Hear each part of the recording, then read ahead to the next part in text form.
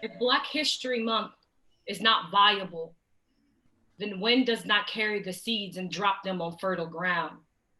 Rain does not dampen the land and encourage the seeds to root. Sun does not warm the earth and kiss the seedlings and tell them plain, you are as good as anybody else. You've got a place here too. Black History Month by Nikki Giovanni. And quote, writing is what I do to justify the air I breathe. And quote, I have been considered a writer who writes from rage, and it confuses me. What else do writers write for? A poem has to say something. It has to make some sort of sense, be lyrical, to the point, and still able to be read by whatever reader is kind enough to pick up the book. Welcome to Ignite's Black History Month, Unsung Black Women in America. This is our agenda for today. We're going to begin with a quick welcome. We just finished. We're going to go into some exhibits, panel conversation, a Kahoot game, and closing. All right, so like you all know that I sent you all plenty of emails letting you know this is an event unlike any other that you've been. We are doing a theater production for you all today, and that is going to begin right after this slide.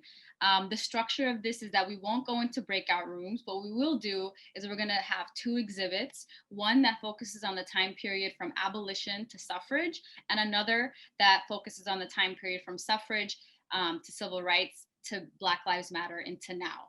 So your role as an audience is to be engaged, and after each I am poem is stated and the person who that I am poem is dedicated to is revealed, is to do some snaps and we'll move on to the next one. Be sure to stay engaged. The reason why I say this is at the end, we'll have a Kahoot trivia game and we'll be giving out prizes to the top 3 winners. And it'll be solely based on the content and the stories that you learn in the next 30 minutes. Wade in the water, wade in the water, children, wade in the water. Gods are gonna trouble the water. It's this America, the land of the free and the home of the brave, where we have to sleep with our telephones off of the hook because our lives be threatened daily, because we want to live as decent human beings in America.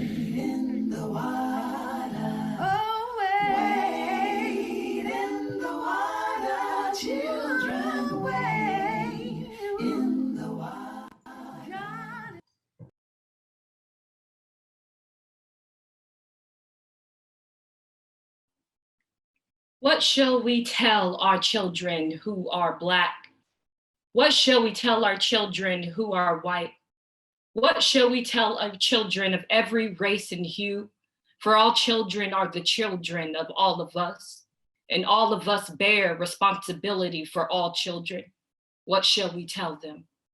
How can we show them the conditions of their lives so they will see how they can change them? Those who are poverty-stricken in the midst of plenty. We must live in rat-infested slums while decent homes stand empty, who go to bed hungry while grocery shelves are heavy, who huddle in tattered rags while racks in stores are sagging, who yearn for a good education but languish in programmed illiteracy, whose intellectual growth is stunted, whose ignorance is compounded, while the academias produce more drones for the labor colony. What shall we tell them? How can we show them the conditions of their lives so they can see how they can change them? What shall we tell our children? The men and women of the future, what shall we tell our children? We should tell them the truth. Jim started to crow, and it was no bird. No Black woman could vote, so we could not be heard. I am the only Black woman quoted in the US passport. Fourth to get a PhD, it is crucial to pass the torch. One thing we know to be true, history shows that movements, if you're a Black woman, does not include you. In my long life of 105, I pledged AKA and gave birth to Black feminism before I met this guy. I ask you, who am I?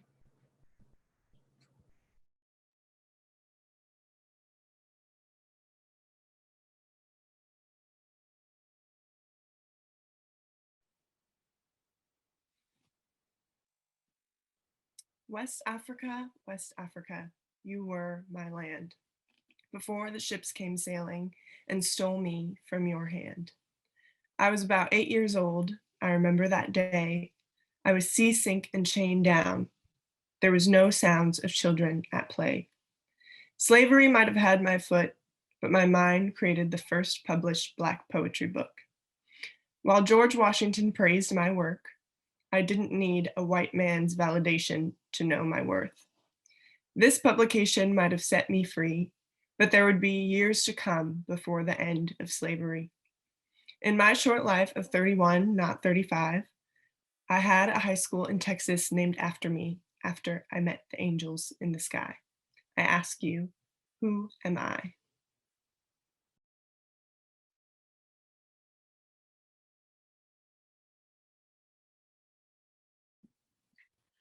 Oh, that gym was crowing, and I ain't talking about no bird, but I loved to dance, and spaghetti was superb.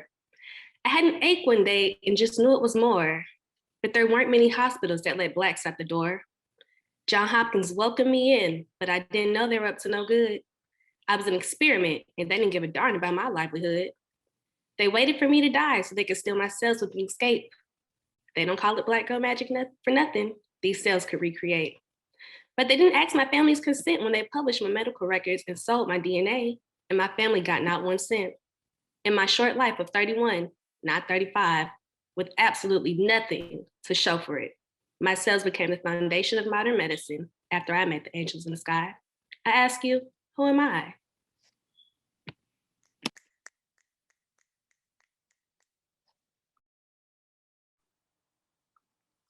Ooh, I'm so tired of that Jim crowing. No, I'm not talking about a bird. Either way, I have accomplished so much. Have you heard? I'm the first Black woman to establish an HBCU for girls. Wait, there's more. I co-founded the UNCF in 1944. While I'm known as the first lady of the struggle, I had a close relationship with Eleanor Roosevelt, who asked to sit with me at a conference. We were afraid of no trouble. Just 1 year after becoming president of Bethune-Cookman College, I became president of the National Association of Colored Women's Clubs. Our voices would not be held hostage. In my full life of 79, not 75, I founded the National Council of Negro Women to amplify our voices before I met the angels in the sky. I ask you, who am I?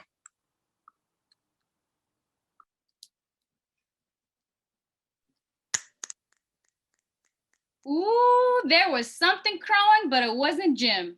It was Jane. As the first queer Black feminist priest, did I mention ordained? If we're going to address racism, we must not forget sexism. I will always yell her name. A doctorate of Yale Law School, I did that.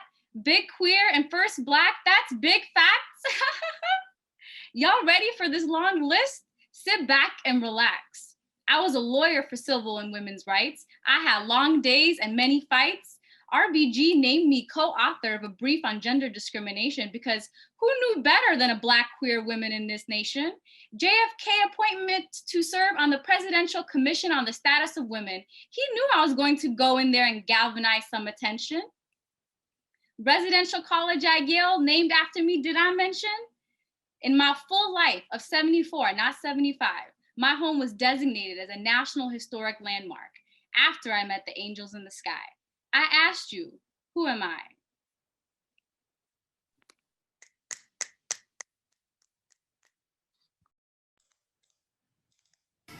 Who gonna save me?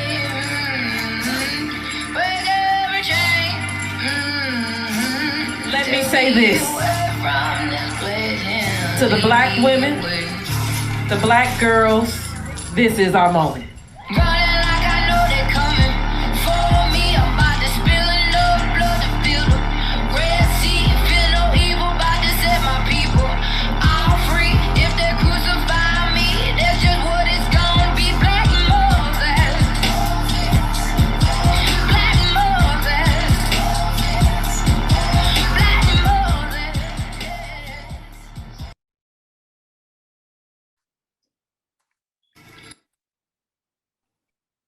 In the land of the free, I still see slavery, with men, women, and children chained in poverty. Criminal laws and imprisonment are used to enslave them and supply the prison industry. Rich business partners reap large profits from a cheap labor force on the captive, distinguish and rehabilitation, so some crimes continue in despair, but no one really seems to care because crime answers the question, where would cheap labor force come from? Crime is a solution to some, while others live in misery in the ghettos and slums. The P in my name stands for pay it no mind. I didn't play no games. Nope, didn't have time. I started those Stonewall riots. Yep, big moves in 1969. I loved to march. I was super proud. I remember that first gay pride parade because we were all so loud. I took care of mine. You know, those young gay youth kicked out without a dime. I co-founded an organization called STAR. So if they had no support, at least they had mine. You know, it's one thing to be Black. It's another to be a woman. But why choose the extra stress of also being queer? Said my mother. I stood up so you could sit down. Look around, cause a bad mother, shut your mouth, is in town. In my life, sometimes I was afraid, but that never stopped me. Sweetie pie, I stood in my power before I met the angels in the sky. I ask you, who am I?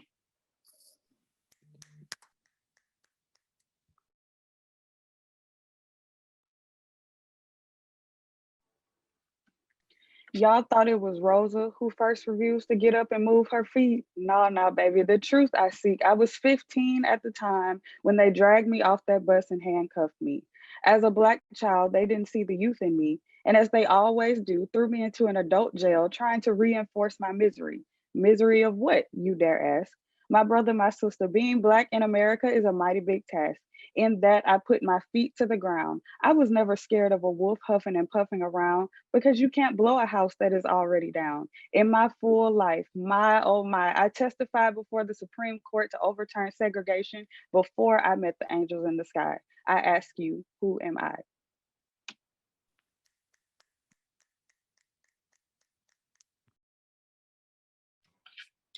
Oh, did we march?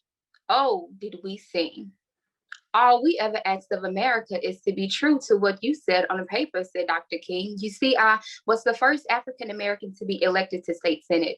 I knew political power and they didn't want us in it. I kept fighting and became a federal judge. Yes, the first Black woman, so you know they took me through the mud. You see, the key is to match our pain with strategy. Therefore, I became a key strategist in the civil rights movement, helping to desegregate Southern schools, buses, and even lunch counters needed improvement. When you are fighting for your liberty, they will lock you up with their political cuffs. They will even try to quiet your voice, but in that moment, it's your duty, your responsibility to make the most noise. In my full life, by and by, as a lawyer, I represented Dr. Martin Luther King Jr. during his incarcerations before I met the angels in the sky. So I ask to all of you, who am I?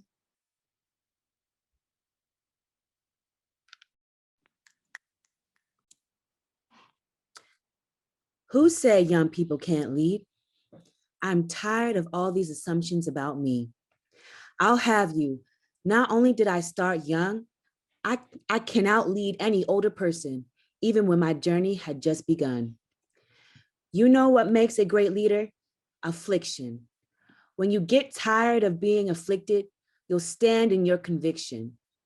So I did just that, and I played a mighty role in feminism heavy on the Black. A well-known activist far and wide, I fought for Black, feminist, and LGBTQ issues. I had to go against the tide. In 1980, my girl Audre Lorde and I co-founded Kitchen Table, the first national women of color press. We wasn't trying to hide.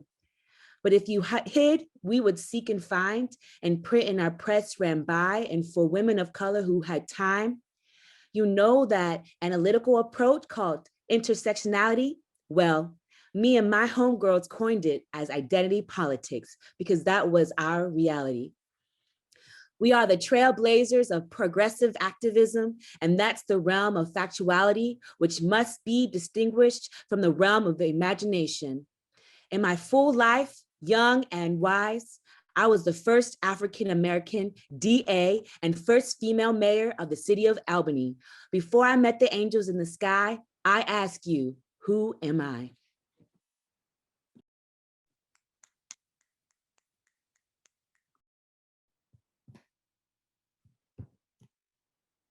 Here I stand, lifting further up the prayers of my ancestors' hands, crying the same tears that fell down their cheeks, chanting the same demands to the ears of those who for me could not speak.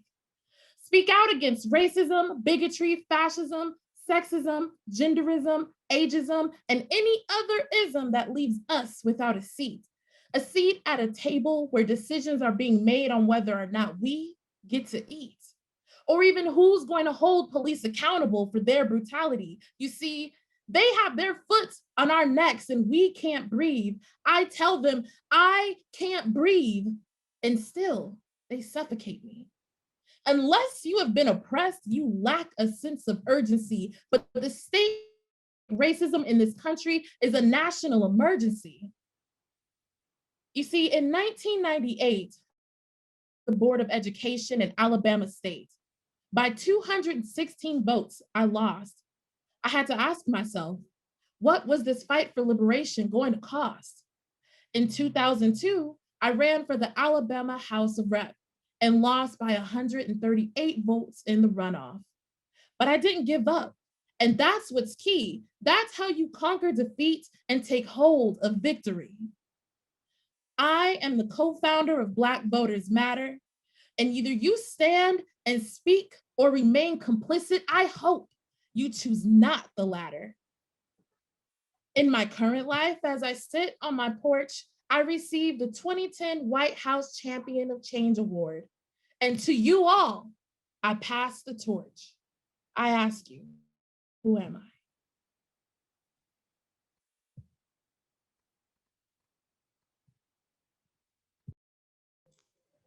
Cast: Sherlina Hanna as Anna Julia Cooper, Julia Jenin Shields as Phyllis Wheatley, Abriana Kurt as Henrietta Lacks, Lauren Walter as Mary Bethune, Rai Jasesi as Polly Murray, Kaya Jones as Marsha P. Johnson, Rapunzel Boykin as Claudette Colvin, Janisha Harris as Constance Baker Motley, Tyler Musgrave as Barbara Smith, Latika Sims as Latasha Brown.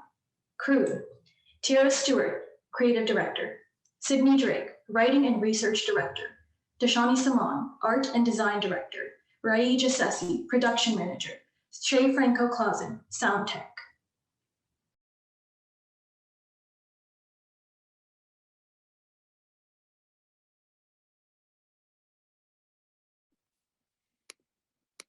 All right, can we just get some snaps going? That was amazing. My heart is feeling so full. I hope you all can see the amount of heart that we put into this. We didn't want this to be just any old presentation. We wanted you to take a journey in the story of these women. I would love if you all could just throw in some debrief, like if you could answer some of these questions. How did this make you feel? What did you learn? What did you like about this as opposed to other approaches? I'm just gonna read some of them. Such a powerful journey. Thank you for creating it. Everyone was so amazing, floored, so empowering. Learned a lot. I love the power in everyone's voices. And if we could also, we do have a few minutes. So if anybody wants to come off mute and say some of their reflections out loud, please feel free to.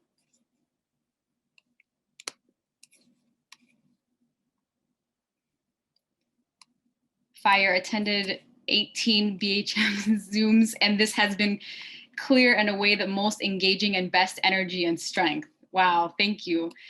I learned so very much about many of the less known household names and hidden figures. Excellent job, ladies. I learned a lot. It was amazing. And education. Although I knew most of the women in the poems, I didn't know some of their history. Amazing performance. That was the purpose of our event, is to celebrate the stories of these women. Every woman who spoke was so powerful. Yes, they are. The creative of educating us was amazing. Will this be one line to share? Feel free to come off mute and share. We have a few minutes before our panel comes on. There was a few women I was not aware of. We continue to learn, yes. And part of the, we'll go into this at the end, but while today may mark the end of Black History Month, it is not the end of learning about Black women's stories. This is actually the beginning. Any reflections? I'll leave the floor open.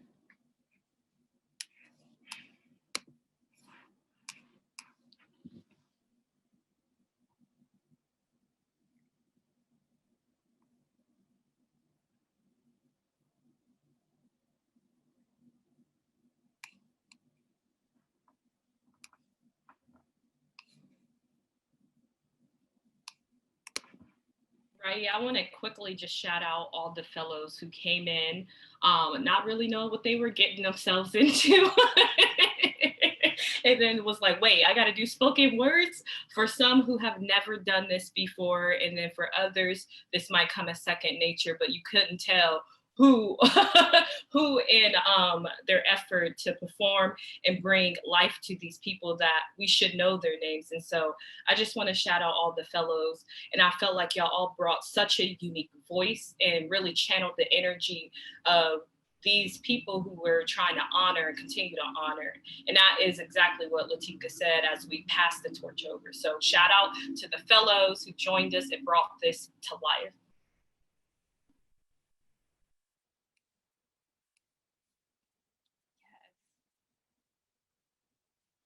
They really did that. Our fellows did that.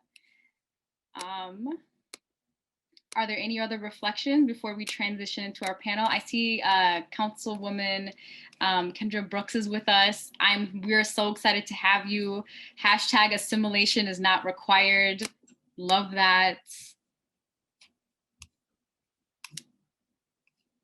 There is a question at hand, Cecilia. Okay, go ahead. I've never learned this in school, and I feel so empowered about this, and I don't know why they've never taught me this in school. I don't know why they're not teaching us either. You're making me cry. You just make me tear up. I'm actually tearing up too. Same. I'm proud.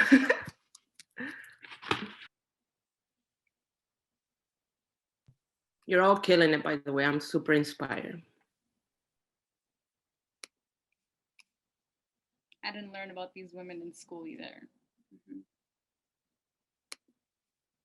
I would actually love if everyone could like answer that. Like, how many of these women did you know or did you learn about in school?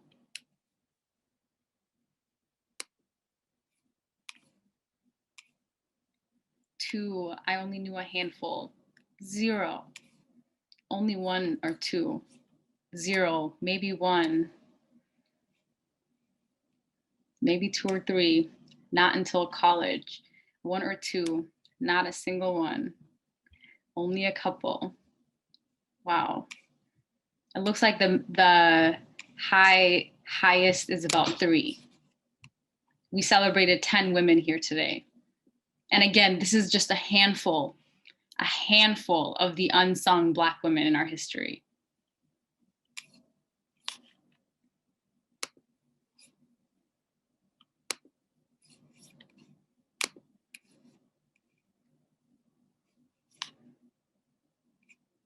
A good handful from activist spaces outside of formal classroom. Yeah, that's where a lot of us end up learning some of the greatest figures that shaped the country that we see today. Wow. Okay. Any other reflections on this or any other part before we move into our panel?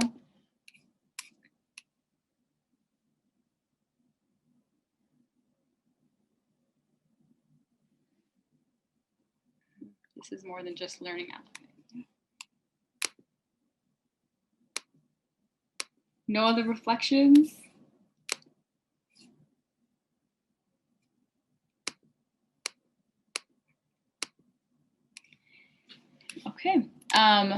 So we have, I don't know if Alderwoman Jeanette Taylor is with us yet. She will be hopping on shortly if she's not. We have two phenomenal panelists today, one from Chicago and one from Philadelphia. Councilwoman Kendra Brooks is with us and Alderwoman Jeanette Taylor. This is a little bit about Councilwoman Kendra Brooks, and we actually will take down the slides and we'll spotlight them. And it'll be an open conversation. I have a few questions that I would love to ask them, but I'm actually going to start with letting Councilwoman Kendra Brooks just introduce yourself and your work, and give us a brief intro on you. Thank you so much for the introduction. I apologize. I'm in transition as usual. That's part of the job, but I wanted to make sure that I was here to just be a part of telling my story and just be an inspiration to, young women that look to follow. So my name is Councilmember Kendra Brooks. I'm a councilwoman at large for the city of Philadelphia. I am the first third-party candidate to win an election here in Philadelphia in over 70 years. I have been a Democrat all my life. I come from my grandmother was like judge of elections and really invested in the Philadelphia politics. But I decided to run as a third-party candidate because I could run as my authentic self. That's why I put that hashtag assimilation is not required. And what that means is like, as a Black woman, all the reasons why we decide not to run, for me, was all the reasons why I decided to run. I'm a single mom. I have 4 kids. I was almost homeless. I lost my job, worked my way through college.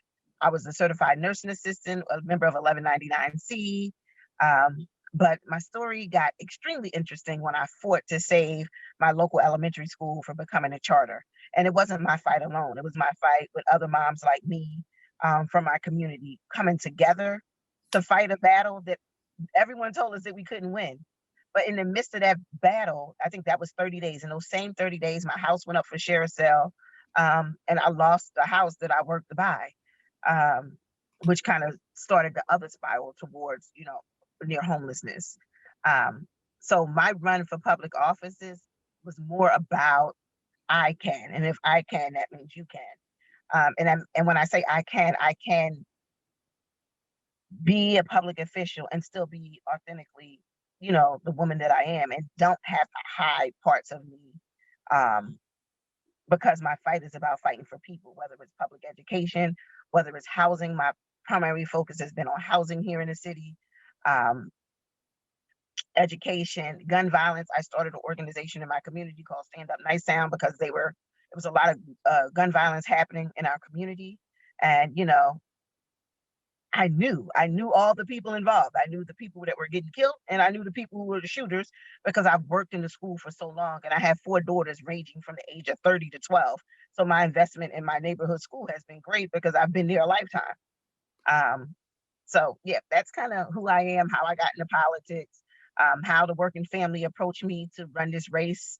And, I stayed true to who I am. One of the things people counted me out because they said I would not be able to raise the money that you need to run a campaign. And we did. We raised the money that we said we're going to raise, and primarily from small dollar donations. So to this day, people ask me, am I going to sell out?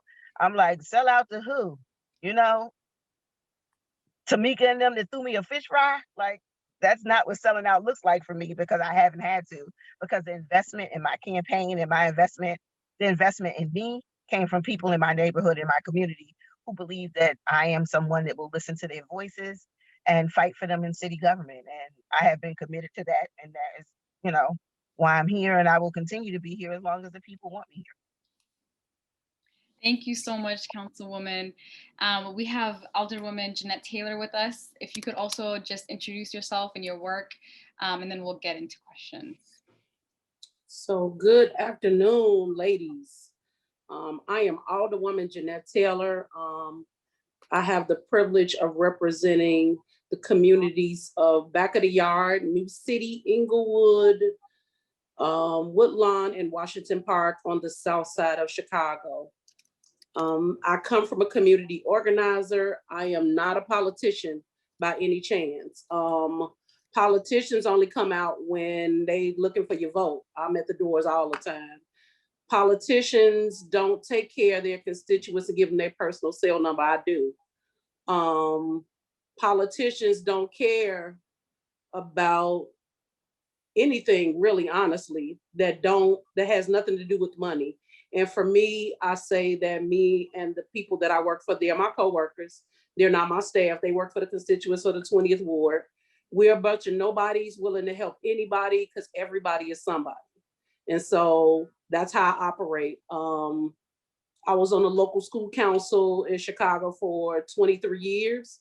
I went on a hunger strike to save a neighborhood high school. And so I'm not new to this, I'm true to this. This is my life work.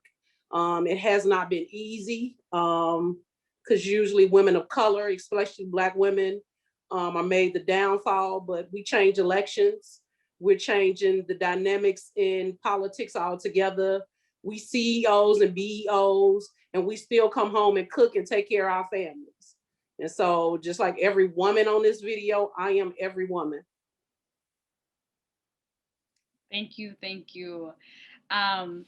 A question that us at Ignite, our team, has been reflecting on, the organizing team, is what does it mean to be a Black woman in America? I would love if you all could talk about what it does mean to be a Black woman in America, and specifically when you're occupying spaces that have been exclusionary and are still exclusionary to our people. It's hard. It's very hard being a Black woman in spaces of power, because if you're too loud, you're in your feelings, or you're the angry Black woman, your voice is often never heard. It's not until, to be honest, a white woman says something, then people actually want to listen. I'm always fighting. I got the facts. I talk about my lived experience. And if I wasn't an organizer and had to build a base of folks, I wouldn't be recognized at all. And so Malcolm X said it better than anybody. The most mistreated person in the United States history in this world is the Black woman, period. But as usual, the Black woman always got to be strong and Black, and we always got to be superwoman for everybody else. And that's just, it's 2021. That's not what I'm on, as young people say. I'm uplifting other sisters in that space. Mayor Lori Lightfoot, while I don't agree with her politics, I respect her as a Black woman in that space. So I text her and say, hey, how you doing? Are you okay? I hope you're taking care of yourself. Whether I agree with her politics or not has nothing to do with it, because too often we're taught to be each other's competition instead of holding each other up. And so I ain't interested in what men have set for us. I'm interested in what we think about us and how we uplift each other and how we support each other. And so it's hard, but I don't mind rolling my neck and snapping my fingers and pointing if that's what gets you to understand where I'm coming from, and if that's all you're gonna take from it, that's on you. I'm clearly done with the days of this is a man's world. And look where it's gotten us. Absolutely nowhere, but it's always up to sisters, and that's of all colors and races, to bring it home, to bring it together. Who got rid of 45? I'll wait. It was us. Who changing the dynamic? It was us. Who raising these babies? It's us. Who taking care of home and cooking? It's us. It's always us. And so if that's the case, then respect who I am. For a long time, I felt like a voiceless Black woman in my community, because when I'm saying stuff, it's unheard. You don't listen to it. We know a lot of the fights around feminism wasn't for us. We was there, but we didn't get the rights. And so those days are over. You either roll with us or get ran over. Period, sis. I don't even know if I can even follow up behind that. Like, I echo all of those sentiments. Like, I everything you just said is the same. From Chicago to Philly to LA, it's all the same. And we're in this together. Like, whether we agree on each other's politics, is our responsibility to uphold and uplift each other. And that also means, as we uplift each other that are already in power, that we got to pull up the ones that aren't there yet. And that's why I'm going to hold on to my hashtag, assimilation is not required, because as a Black woman, everybody wants to duplicate us or replace us. We don't have a middle ground, and it's hard to always be a superwoman. Like, I'm not a superwoman. I'm a woman taking care of my family.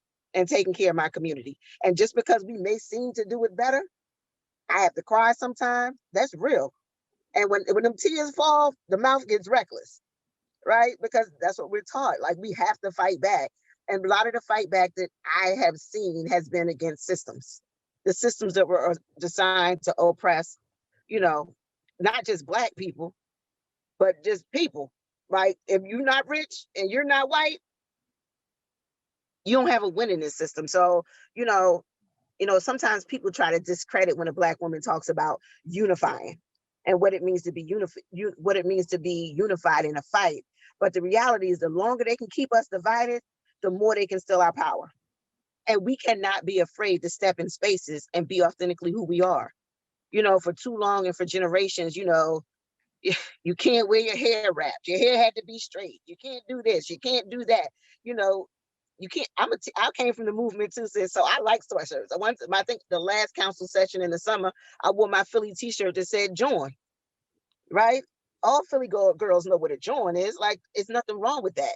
And why can't we express ourselves in who we are and still be women in power making decisions? And I think too often we're told that we had to, not be that. You can't be too Black, right? Or you not be able to fit in spaces, or or on the other side, you act too white and you can't fit in those situations. We have to figure out, what does it mean to be us, Black women in America? And we get to write our own narrative. And we're not a monolith. We can be very diverse and different, but that doesn't take away from our power, because we are all that. My sisters we're all that, as the kids say, and a bag of chips. I'm dating myself. But I think that the more we as women that have, stepped in some level of power and continue to encourage those that are coming next, the more power we can continue to build. And part of that encouragement is, one of the things people always ask me is like, what would you have told your 18-year-old self? And to this day, I would have told myself, I'm enough. Like, who I am is enough. And I think that that's what I want women to know. Know that you're enough. Like, whether your hair straight or is not, whether you use the right words or not, whether they say you speak good for a Black girl or not, you are enough. And what you have to say in spaces matter. And you have to put yourself in a position to make you matter. Every time we back down, people undercut. To my sister's words, we can say something, but we need a white woman to validate what we know from lived experience. Like, you can't tell me nothing about homeless until you're almost out on the street. You can't tell me that when you standing in line trying to worry about your public assistance, you can't tell me nothing about that. And the disrespect that you feel on the other side of the counter, because I've been there. So like, when I come into these rooms, you can't discredit my experience. And too often our experiences have been discredited and seen as jumble, like we just rambling off. But the reality, our lived experience is more. For me, my lived experience means far more to me than my MBA. So when I talk about myself, the last thing I talk about is my education, because most of my education I got from lived experience and in the street. That MBA just validated me for people who want to disqualify me. So I lead with my lived experience, and I follow up with, as a matter of fact, if you want to check my credentials, I got those too. But being Nikki from Nicetown and all the experiences that I got in the hood taught me far more than that college degree. All that college degree told me is that only way I can make it in this world too is assimilate. And I refuse to do that. Thank you, Councilwoman. So, this is getting around like how to be authentic, like authentically ourselves in these spaces, when oftentimes it almost feels hostile to be yourself. And I know I talk with a lot of people on this call all the time. It's like, how are you able to be authentic when the people around you are antagonistic or not welcoming or not inclusive of your full self? Like, what are some of the what do you do? What do you do in those moments? Whew. So many situations. For me, planning has been it, because I'm entering, to my sister's point, I'm not a politician. Like, I'm brand new to politics. I understand activism and organizing, and that's take it to the street and be who you are. but we're in spaces where people don't understand that. So we still use, for me, I still use my organizing tools. We plan, and I'm purposeful. Now, sometimes when an attack comes, you know, too quick for me to properly articulate what I want to say, the clapback gets real. But I'm learning, and daily, because I do want to get my point across and be heard without being offensive, even when I'm being offended. Most of the time. Sometimes it's really hard when people come 2 steps from calling you a nigga in a conversation, right? And you have to get your words together before you come back with something just as offensive. So, for me, it was just like learning the power of speech. So I'm glad you guys started this with spoken word. I usually tell my children there's two different me's. When I get really articulate, as they say, that's usually I'm pissed off, because only words that I can find that are nice words are usually big words that my folks from around the way don't even know what I'm talking about. Right. So, everyone has to find their own coping mechanism and ways to be effective in this space. But for me, the angrier I get, the more important it is for me to lean on language and vocabulary to keep me from, sometimes it's coupled with the eye rolling and the head twitching when I'm real mad. But it helps me to be able to express my points in a way to not completely be in my feelings, like they so easily would like to kind of back me into a corner to be in my feelings. So, it's really about planning and knowing your audience when you go into the room. And I'm prepared for the worst case scenario, and I'm prepared to just be able to flow and just be 100%, me. And it's okay with that. And you still don't have to assimilate. And I think that that's the main thing. Like, my message, I keep saying this because I'm teaching my daughters, who are 30, 21, 16, and 12 right now. Like, how can you be authentically yourself in every space without having to not having to assimilate, and also not, and assimilation could be that same offensive language that they use against you. People don't know when you tell them the truth and not be offensive. They don't understand that language, because then that has to change who they are. So when you lose control, to me, I felt like the other side won. So for me, it's like trying to maintain my composure, even when I'm mad, and figure out those strategies for yourself. And the best place to try it, and I come from being a restorative practitioner, so I taught restorative practices all over the country. But the best place to practice is with your family, because who you argue with the most? Your sisters, your partner. So practice those things every day in how you want to engage in conversations. And it makes life much easier when you're on the other side and you're dealing with folks that you really want to call them a bunch of names, and professionally is not the right thing to do. Well, Miss Kendra, I'm glad that worked for you, because you can have all this smoke. I'm 45 years old. I'm in full-blown menopause. I cry watching Tom and Jerry. I do not got time to spare your feelings. They have not spared ours for these 400 years that we've been in this country under force. You can't be my oppressor and my savior at the same time. And so if that's the case, I'm gonna speak my truth, and I don't apologize for who I am and what I bring to you. You decide the Jeanette you're gonna get, because I got the greatest resting BITCH face you ever want to see. And please underestimate me. That should be fun. That's gonna be great. Y'all know the worst thing in the world is to tell a woman, especially a Black woman, no. Oh, you told me no? Oh, you told me you don't understand? Let me get you to understand. I don't got time for people and their feelings. Your feelings are those of your own. But I wake up every day and I have to talk to myself. I'll be like, now, Jeanette, which Jeanette you gonna be today? Are you gonna be Jeanette with the dreads, or you gonna be redhead Jeanette with the curly hair? Which you want? You get to decide which one I be. I am not putting aside my feelings anymore. That has destroyed us as women. We're so busy trying to be nice and accommodating and uplift other people. If that same uplifting you don't give me, you don't get it. You just don't get it, especially in politics. They are dead set on bit making sure that we stay the 99% and they stay the 1%.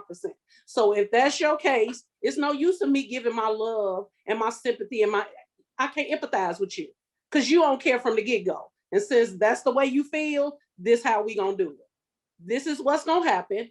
You don't like it, you're gonna deal with me in my community. How about that? And that's what I tell people all the time. I'm a movement by myself, but I'm a force when we're together. That ain't mine, that's Neo's. But at either rate, know what you got to deal with.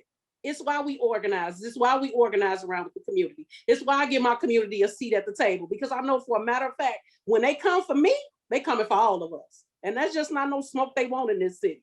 And at the end of the day, what we got to learn is we got to save some for us. Too often we give it all, because that's what we are as women. We give to our husbands, we give to our kids, we give to a system that don't give two S's about us. And we just give to this world because that's who we are. Save some for yourself, because I do. I'm gonna eat my cookies, I'm gonna eat my snacks, I'm gonna watch TV, I'm gonna do some stuff for Jeanette. And at the end of the day, these folks who've been colonizing our communities, let me tell y'all something, it's cash and chaos. And so the things that we experience as women, their purpose is manufacture misery. It don't have to be this way. We are one of the richest cities in the world. And you mean to tell me we got homeless folks living under the expressway? That's a system that just don't value us or our children. It just doesn't. And so for me, I don't care what I got to get at the meeting. If I got to be, like I said, if I got to be dreadhead wrapped up, Erykah Badu Jeanette, I could be her. But I could also be redhead Jeanette from the hood that will cut you out and see you the next day and be like, hi, you still in your feelings? Your feelings still hurt? Yes. One thing I want to add, when I think about politics in Philly and city council, we are a majority minority council. So sometimes my fight is with us. It ain't always them. And then, we've been old school. We taught you don't put your business out in the street. So I will check somebody behind the scenes. But the reality is, they want to see Black folks arguing on the media. So how can we have these conversations behind? So most of my interactions I'm talking about are with my colleagues who also look like me. May not have my same experience, but we all look the same. And what's that fight about? But I agree. Like I definitely relate with you, Jeanette. Yeah, where you act out is where you get it. That's how I am. You act a fool on the floor, we can act a fool on the floor together. My feelings, I feel like too often that's the expectation, and we don't call each other out. As Black electeds, there are 20 Black aldermen in the city of Chicago. It's 50 of us all together, so we got a good amount of folks. Now, if 20 of us can't get it together to make good legislation for some people, I'm gonna need y'all to get fired on y'all day off. But I'm also need y'all to vote these nothing ass people out of here. Stop re-electing them, because they mean us no good. Look at their voting record. Look what they voted for.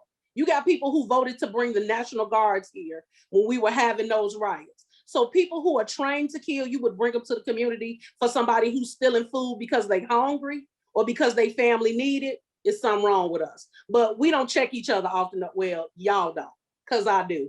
Wherever you act out is where you're going to get it from me. I'm sorry. I'm at a different space in my life. I don't got to apologize. When you're between that 45 and 55, it's something different that happened to you. Now, when you're 40, your light bulb come on. Mine's is shining bright as ever. And so since I'm in that space in my life where I've lived and I've suffered, I know what it's like to go home to feed my kids and be hungry. I know what it's like to try to figure out, are you going to pay the light bill this month or the gas bill, or are you going to buy food? And so if those are my experiences and I'll bring you that to the table and all you can go is me, then you get whatever you got coming. Wow. So earlier in this event, we were celebrating the unsung Black women throughout history. And my question to you all is, how do you draw from the legacies of Black women that came before you? Like, how do you hold their histories and their stories in your heart when you're doing your work today? So for me, it's Fannie Lou Hamer and Ella Baker. That Fannie, woo, Jesus. That Fannie, she ain't care. She said, you can pray all day long, but that prayer don't mean nothing if you ain't doing no work. And I tell people all the time, prayer without works is dead. Keep on praying, because it ain't gonna drop in your lap. And Ella Baker says, strong people don't need strong leaders. That's absolutely right. We a bunch of strong folks who can make it. We don't need no leaders. That's what's then got us in trouble, them leaders, because they advocated for themselves and not for everybody else. And of course, that damn Harriet Tubman. I could have freed more if they knew they wasn't free. And so I take those women with me everywhere I go and in every spirit. Think about this. Fannie Lou Hamer had a 3rd grade education, but she got more people registered to vote than anybody in that movement at that time. And she did not care. They threatened her, they was gonna kill her. I wanna say they tried to bomb her house, but didn't know she had moved out. And so those are the type of women that I wanna be. And I tell people all the time, look, during the riots here in Chicago, young lady who I love and respect got hit in the mouth with a baton by a police officer. And I went right after the police officer. Had somebody pick up my phone and call me. And I told them, you can feel free to come to my address if you want to. You're going to walk over the gate. You ain't walking back. See, I don't take too kindly to threats. That ain't what you could do to me. And Fannie Lou Hamer was that same woman. She did not care. She walked around and they could have killed her plenty of times. She didn't care because she knew she had God on her side and she had the people. And so I embody all those women plus the little sisters in my office. I got 2 young ladies there, Ling and Carla. Carla is Hispanic, Ling is a Black girl. They teach me how to be young. They teach me a lot of lessons that I'm just not gonna get at 45. I don't know nothing about Snapchat, Blue, none of that stuff that y'all on. They teach me all that. I don't know nothing about boomerangs. They put me in my place. Listen, they tell me a whole lot of stuff I don't want to know because I'm just gonna say some of these songs. I was like, we didn't really talk like that when I was growing up. Throw Baby, that's a very interesting song. I know. I just heard about it. I knew nothing about it, but I was listening to the lyrics. It was like, oh my, could somebody explain to me what's going on? And so those are the women that I aspire to be like. Everybody in my office, with the exception of one person, is younger than me. And it's because they need to take it over. We can't be like the Black church. The pastor been there 99 years. Then when he died, we don't know how to run the church. And so it's young people keeping me young and just looking at that energy, that swag. Y'all are everything we aspire to be. Y'all are our ancestors' greatest. I promise you y'all are, because y'all just, and y'all ain't going. I tell people all the time, them dogs, you can bring your dogs, you can bring your water hose. These young people ain't going for it, which gets me excited. That it makes it look, I can go be with the Lord after what happened this last year with all of these protests and rioting, young people just raising up. And I met Angela Davis. So, John, well done serving. Wow, we have so many similarities. Like those are my same folks that I aspire to. And Shirley Chisholm is another one I have to add to that. You know, unbought and unbossed. That has been my slogan. Like, you can't buy me. You know what I mean? You can throw all the money you want at me, don't mean nothing because I'm this for my people.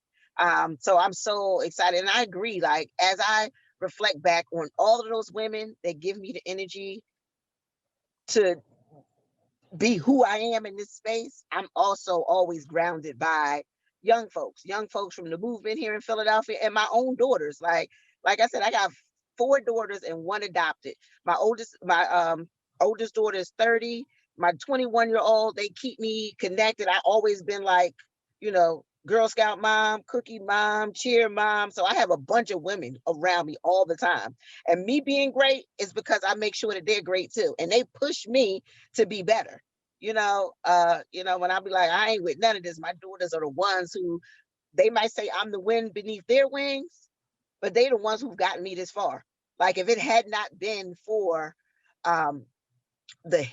my history, I have a strong mom that I still always pay homage to. I have strong aunts, had so many firsts, coming from, my mom was poor in the South, didn't have anything, and one of my aunts became a school teacher. Like, all of these amazing women in my family, on top of the women that I had to learn about. I was on earlier, and one of the questions you asked was, where did you learn about these women? And it wasn't in school. For me, I think I didn't really understand Black history and who we are as a people, and even find strong women outside of my family to identify with until college.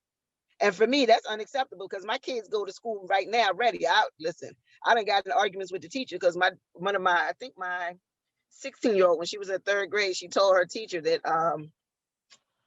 what was the story?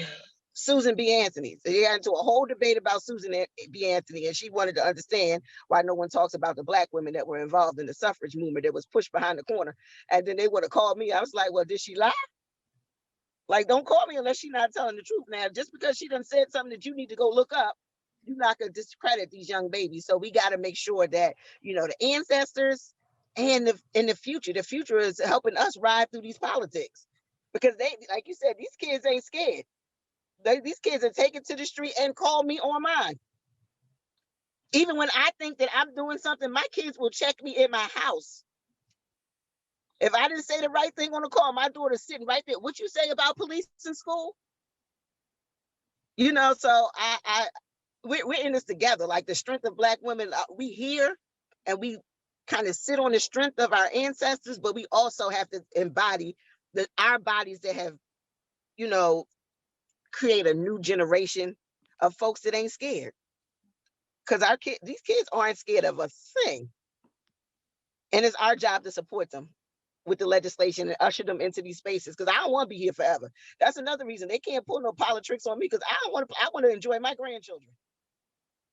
So I don't plan on being this together. It's our responsibility to bring in the next round of Black women that's not afraid and pave the way so their path is not as hard. Just like Fannie Lou Hamer, Ella Baker, Shirley Chisholm, and Harriet Tubman. Like, we have to do that.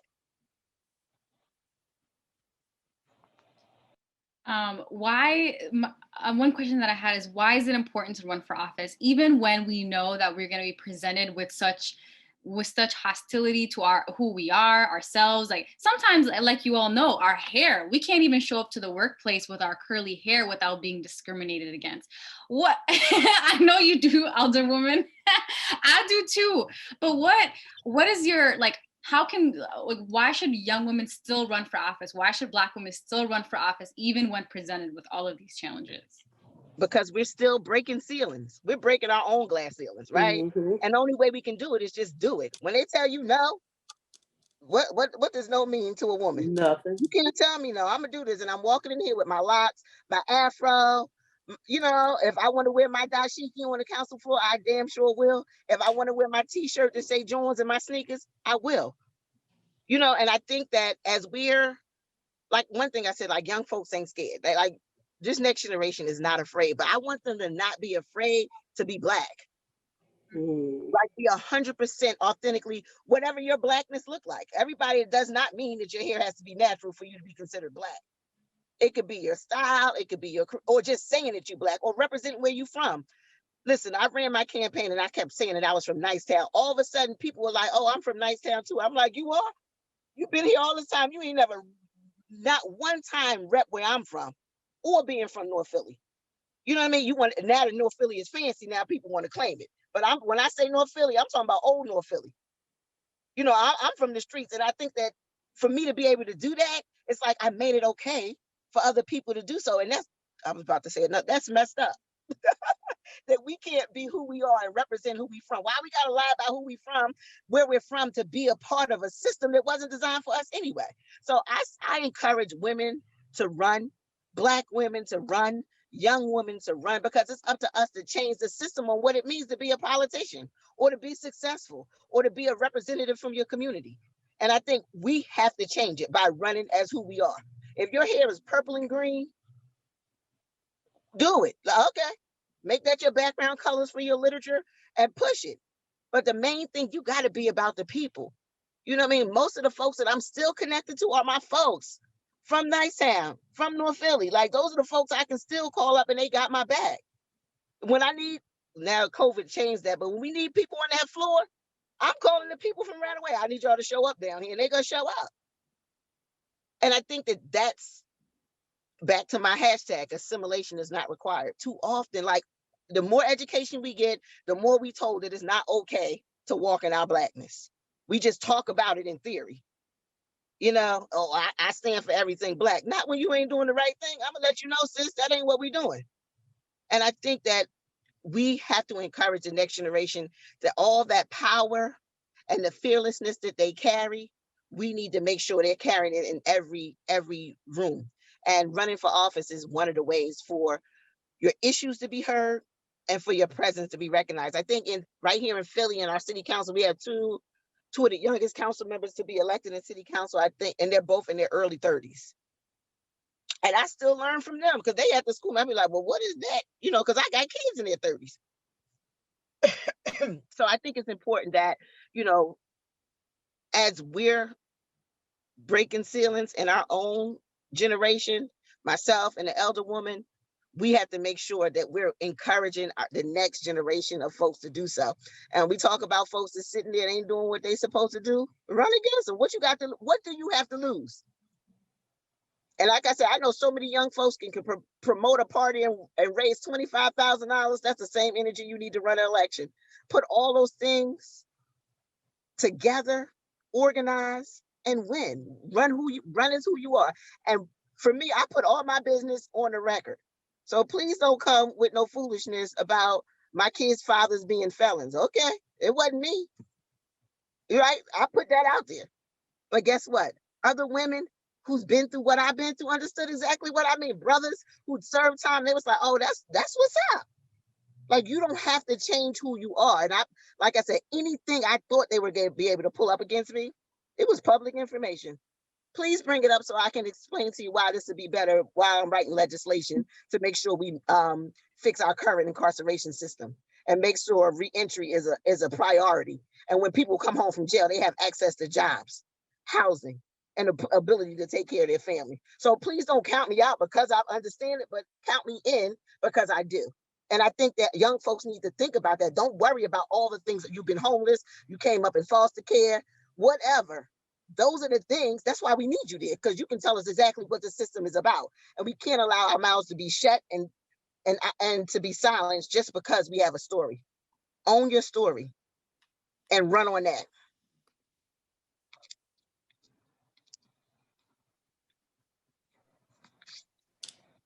So for me, Sister Kendra, our stories are a lot alike. I got 5 kids. They're 30, 28, 27, 18, and 16.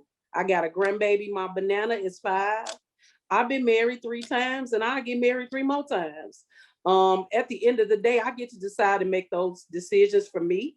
And I get to be authentic. And so I was in a race with 21 people. 9 made the ballot. And I was in a runoff with a sister who was under 30. She graduated from the University of Chicago. The sister had a bachelor's degree. And if you want to say qualified, she was made more qualified than me.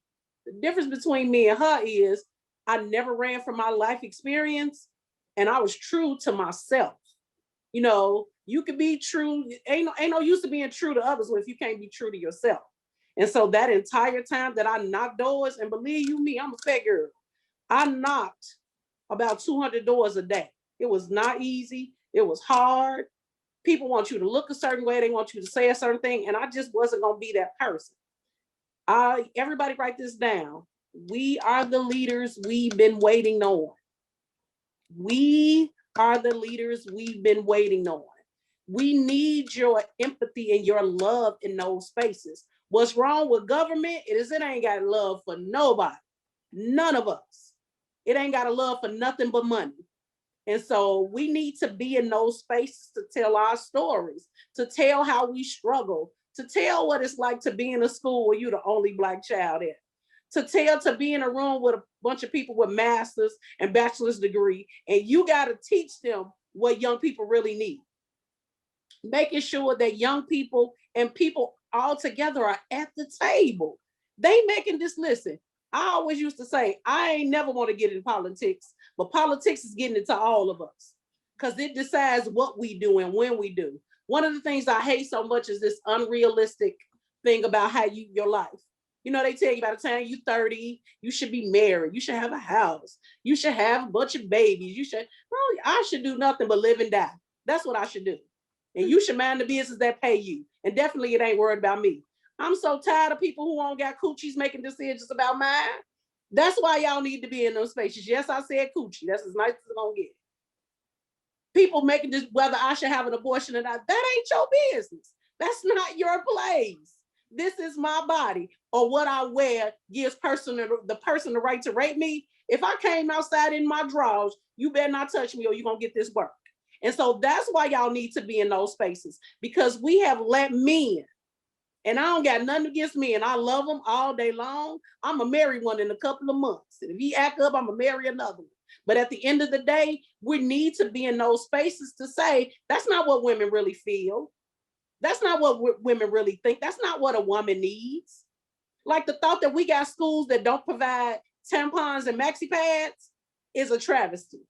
In every building that a woman should be in, that should be free.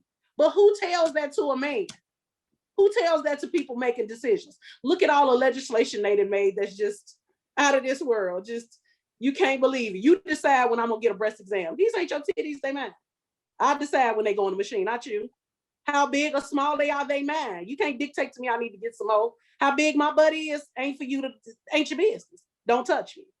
And so y'all need to be in those spaces so that we need to be driving policy that helps everybody. Too often we make policy that helps one set of people and hurts another. We don't even think about it that way. And it's always this talk about women, and I see nothing but men. I'm like, they must know how I feel to be cramping for 5 days. They must know what it feels like to push an 8-pound baby out of a hole that was this little that then grew this big. They must know. You don't. Shut the hell up. That's why we need to be in those spaces, because we need to be the driving force of policy in this country. And too often, I'm just going to say, what have they done to help us? I'm going to wait. They always want you to walk behind them. Matter of fact, you get behind me. I made you. How about that? How about you wait a minute? How about you hold up? How about you walk aside of me? And that's just how I am. And to men, that's oh, you aggressive. No, you're a punk. You're soft. I'm gonna need you to get yourself in order. See, there are just some conversations as women we just gotta have about men, about loving ourselves. Don't get me wrong, I've been disrespected by men. I've been in love with a man that cheated on me. But after I got through crying, I got rid of him. Ask the first husband, or the second, or the third, or you can ask the new husband. Up to you. We gotta be in those spaces and be the driving force. This country is not gonna make it. That last man was talking about ain't no such thing as global warming. We had 10 inches of snow in Chicago. 10. We had 10 inches of snow since the 70s. Now it's 40 degrees outside. Now, if that ain't global warming, I don't know what is. And so get into these spaces. Start talking to other women. Start uplifting other women, because we vote. They don't. They vote on convenience. We do. They ain't nurturing these babies. We are. And so if that's the case, we need to be in all the spaces. And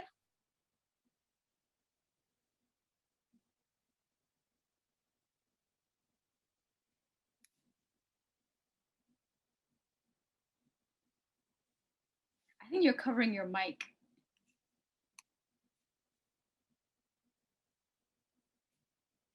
Can everyone hear her? Okay. We have like a couple minutes left. I just want to close with any final like pieces of advice that you have for the folks on this call before, any pieces of advice or something you wish you would have heard when you were a younger person for the folks on this call. For me, I wish when I was younger, I had a Jeanette, and some of the other women that I currently see in office as public figures, as a Black woman, speaking our truths. I think, in my generation, all we were taught is to be prim and proper. Like, what life is that, right? And we see what it got us. So for me, I wish the women before me, we had some folks that really show some authenticity of what it means to be like who we are and be unapologetic for that. That's one thing I wish that was available to me early in life. I think it would have helped pave some of the decisions that I made, and probably ushered me into this space early on, because I always felt that I didn't have enough or I wasn't enough to be in these spaces. So yes, that's what I wish I had.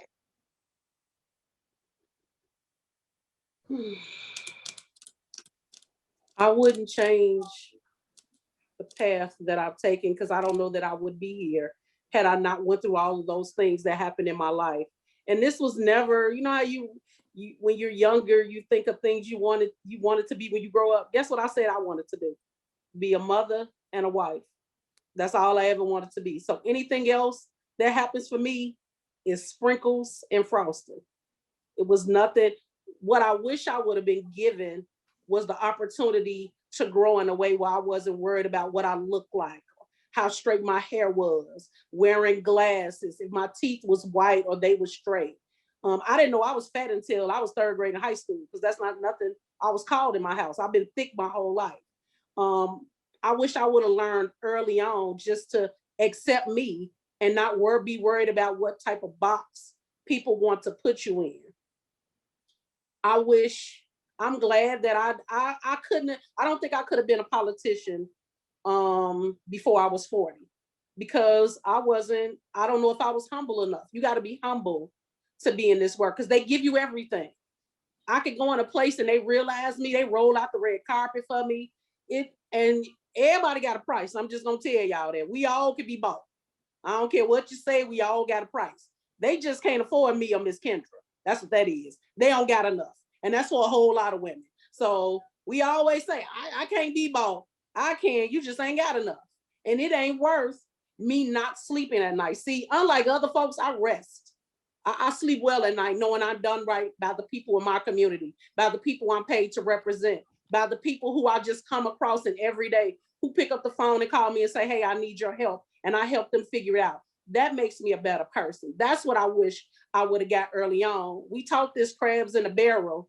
I wish I would have learned more about sisterhood, if I could say anything to you all before I got like in my 30s. Because then those women uplift other women. We push each other. And it ain't always in the nicest way, but we do it. And so that's what I wish I could have did different growing up. Thank you so much, Alderwoman Jeanette Taylor and Councilwoman Kendra Brooks. I just feel so full right now. I am just enamored. Thank you so much for sharing your truth with us. I am like ready to start the rest of my year. Thank you. If everyone could just like put some hands up, put some things in the comments. Yes, thank you. Thank you for sharing with us today. All right, so for closing, we have a few last videos we're gonna play for you all. First, you will all receive a copy of our digital Ignite Black History Month booklet via email, and those who won the Kahoot will be getting a physical copy of it. Other events that are coming up, please join our Ignite Your Network series on our website and our Young Women Run Conference. I'm gonna drop the link for both in the chat.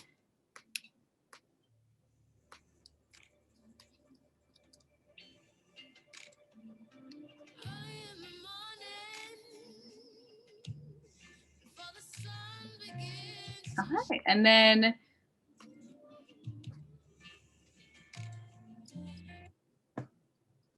here are some videos to be resilient.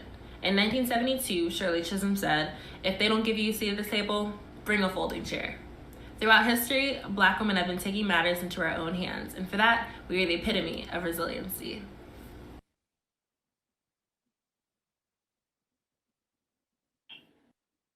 To be a Black woman in America is to plant the seeds, water the soil, but not reap the benefits of the flowers we work so hardly to grow. To be a Black woman in America is to wear your degrees, titles, certifications on your sleeve just to be deemed as credible. To be a Black woman in America is to be paid significantly less than your male counterparts. But to actually be a Black woman is to be strong, is to be smart, is to be beautiful. Black is our superpower, and no one can take that away from us.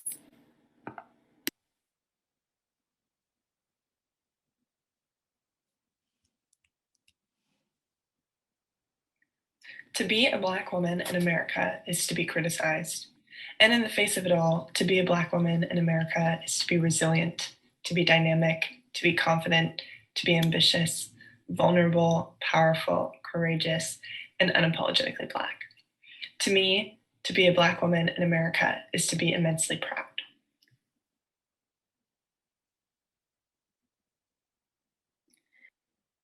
Being a Black woman in America means that we have always been the ones to push this country forward. We channel our collective strength, resilience, brilliance, and courageousness to envision an America that frees not just us, but all of us. On that note, we're gonna close out our event. Thank you all for coming and joining us on this journey. What a beautiful hour and a half. I'm feeling so full. Drop some words in the chat for how you're feeling and we'll close out.